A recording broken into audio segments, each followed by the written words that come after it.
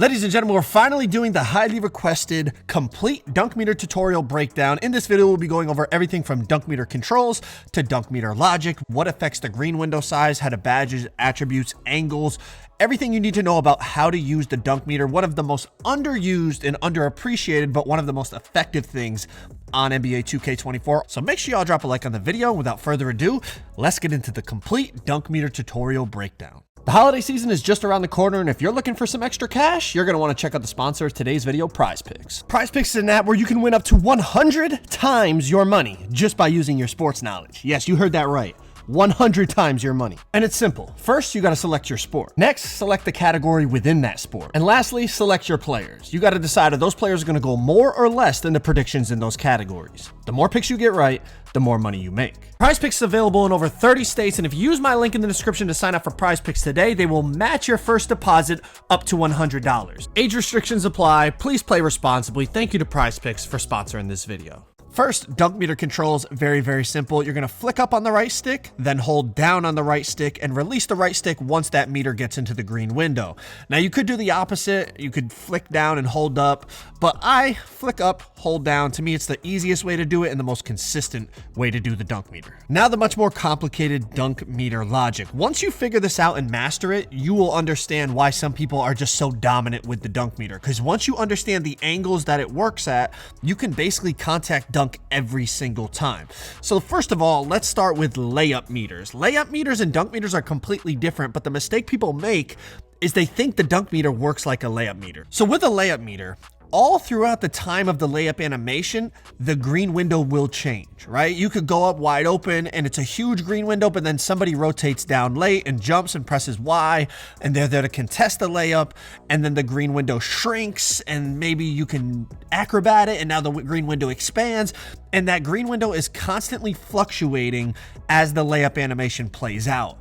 The dunk meter does not work like this. Once you start the dunk animation, the green window on a dunk meter will never change. It doesn't matter if the entire team all of a sudden decides to rotate down to the paint, the green window will stay the same on a dunk meter. This is why once you figure out the logic behind the dunk meter, it is so broken because you know when to start dunks and you will always have a big green window to time those dunks. So that begs the question. What affects the green window size on a dunk meter? Let's start with the first thing. To master the dunk meter, you have to understand this logic. If you can draw a straight line from between your player's eyeballs straight to the rim, you will have a big green window on your dunk meter. As you can see on this dunk here, it doesn't matter that the guy in the corner rotates down late. Once I start my dunk animation, I can draw a straight line from my eyes to the rim.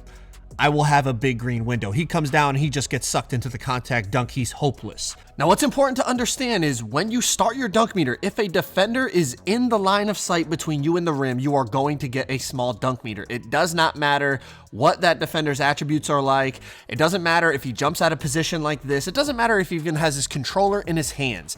If his player is standing between you and the rim when you start your dunk meter, it will be a small green window every single time. And this is why understanding the dunk meter logic, as I call it, is so important, because once you figure out the angles, you will see. Now, these are almost identical clips, but the one on the left, my guy is slightly more to the left of the top of the key. So as he drives in, you could see, that defender who's not even really playing the game is somewhat in my line of sight to the rim, and I get a small dunk meter. But now let's look at an in-game example. Once I beat my initial defender, I start to gather right here, and I have a clear line of sight at the rim. Now, that defender in the left corner is going to swing down, but as I said, once he swings down late, it does not matter. I've already started the dunk animation.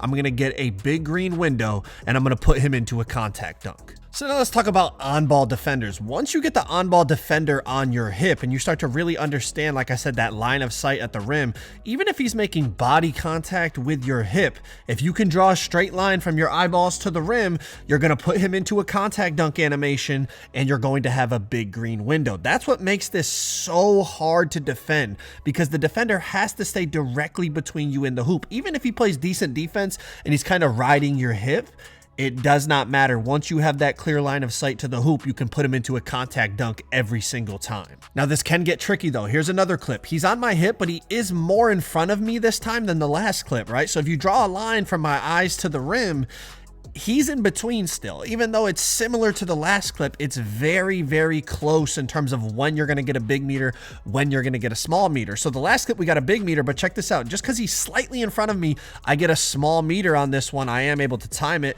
Once you know, really do the dunk meter a lot, you'll time these small windows sometimes, but it is very tricky, and you got to learn these angles if you want to be going up effectively, consistently with big green windows. Let's talk about when a defender is under the hoop. How does the dunk meter work? Now, I do not recommend going up with these types of dunks because you're basically going to get a small meter every single time, but there is a way to get a big meter. Okay, so this first clip, the defender is directly under the rim, so I get a big green window. Now, he's just one step forward, and I get a small one. Now, let's compare the clips here. You see, it's literally one step difference. If the defender is directly under the hoop, you will get a big green window, but if he takes one step forward and he's basically like right at the front rim or just in front of the front rim, it's going to be a tiny green window. So going up with driving dunks with the dunk meter when a defender is already under the hoop, it's very risky. I do not recommend it. Now let's talk about other things that affect green window size that you need to know. The first thing, pretty self-explanatory, your level of posterizer badge. The higher the level, the bigger the green window. As you can see on the chart,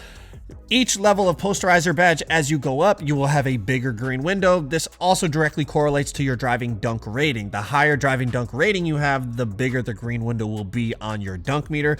Pretty self-explanatory, but I wanted to throw that in here. The next one is stamina. If you have low stamina, it will affect your green window size on your dunk meter tremendously. You see right here, it's a wide open dunk in the Gatorade facility, but I'm blinking stamina and my bar is small. Stamina has a direct correlation to green window size on your dunk meter. Now, the next one is the defender guarding you. Their level of anchor, their block rating, their interior rating. This can affect the green window size, but I don't want you to be too concerned about the defender because it really is about those angles. Even somebody with a really high anchor, really high block, really high interior, if you have the right angle on them, you can still put them in a poster very, very consistently, but it will affect the green window size a little bit. And the more thing to be concerned about when it comes to your defender's ratings and badge levels is the fact that they can occasionally take you out of the dunk animation. If they have a high anchor, high block rating, high interior, they can take you out of the dunk. It won't affect the green window size, but they can take you out of the animation. But as you see, like in this clip, even if they take you out, you can still green the layup. You can green the dunk, they'll take you out of the dunk animation, and then you can still green the layup on top of it if they don't block it. After everything we've gone over in terms of how it works, dunk meter logic, defender, offensive player, badges, attributes, all that stuff, what I will say is obviously any build can activate the dunk meter. Now, if you want to do this in actual games, you're going to need contact dunks on your build. And specifically, in my opinion, the sweet spot to use the dunk meter most effectively is 94 driving dunk or higher. Now, of course, with 87 or 89 driving dunk, you do get contact dunks off 2 or contact dunks off 1, but with 94 driving dunk and 80 plus vertical, you're looking at gold posterizer with Hall of Fame slithery. Of course, you get access to a little bit more contact dunk packages, but mainly it's those badges: gold posterizer, Hall of Fame slithery, 94 driving dunk, 80 plus vertical. You're going to be able to dunk consistently as long as you understand the dunk meter logic. Of course, like I said, any build can activate the dunk meter, and you can certainly do it with lower levels of posterizer and lower levels of driving dunk that still unlock contact dunks, but the green window size is going to be much more difficult to time. It's not going to be as consistent. It's not going to be as, I don't want to call it overpowered, but it's not going to be just as effective overall. To me, in my opinion, of course, everyone can create whatever build they want. 94 driving dunk with 80 plus vertical is the sweet spot. Now, I know that's a lot to invest into driving dunk and vertical and all that, but for something as effective as this, I think it needs to cost that much. It needs to greatly affect what else you can put on your build. Otherwise, it would just be completely broken. It's a sacrifice. You got to invest a lot into your driving dunk and your vertical, but once you master the dunk meter, it's definitely worth it. If you want to see me using the dunk meter in a competitive Pro-Am League finals with over $1,000 on the line, click that video on the screen right there. It's a great example of just how effective the dunk meter can be against the best players in the world. Go check it out.